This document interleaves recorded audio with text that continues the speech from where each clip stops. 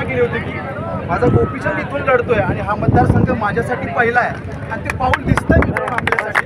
कारण हा प्रश्न फक्त टाळ्या वाजवण्याचा नाही आहे, तर राजकीय इच्छाशक्ती असली तर विकास काय लाभ नाही मित्रांनो. कुणाच्या बाजूने बोलण्याचा मुद्दा नाही, पण वस्तुस्थिती नाकारता येत नाही. सगळ्या संदर्भात पडळकर साहेबांची आपण मुलाखत घेतोय. काय सांगा? जतमध्ये पहिल्यांदाच या स्पर्धा होत आहेत. आंतरराज्यीय या स्पर्धा आहेत. महाराष्ट्राच्या प्रत्येक जिल्ह्यातली टीम हे या शूटिंगच्या स्पर्धेसाठी जतमध्ये आलेले आहेत. यासाठी मेहनत घेतलेल्या सर्व आमच्या सांगलीच्या टीमचं मी सर्वप्रथम मनापासून आभार व्यक्त करतो, त्यांचं अभिनंदन करतो. जेव्हा त्यांची माझी चर्चा झाली तर म्हणलं जतला तुम्ही स्पर्धा आम्हाला द्या, आम्ही जतमध्ये स्पर्धेचंही आयोजन करतो.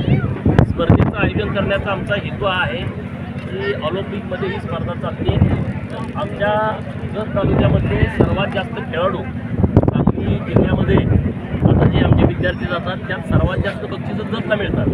तर आपल्याला नवीन एक गेम पण आमच्या पोरांना करायला पाहिजे, त्यांना पण उत्सुकता वाढली पाहिजे. यासाठी या स्पर्धेचं आयोजन आम्ही जतमध्ये केलं आहे.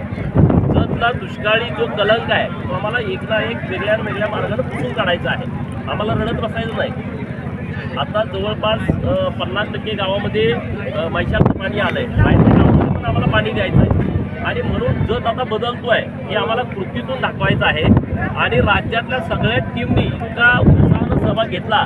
प्रत्येक जिल्ह्यातली मुलांची आणि मुलीची टीम ही आमच्या जतमध्ये आली आहे. आम्ही आमच्या परीनं त्यांची सोय करण्याचा प्रयत्न केला, त्यांचं स्वागत करण्याचा प्रयत्न केला.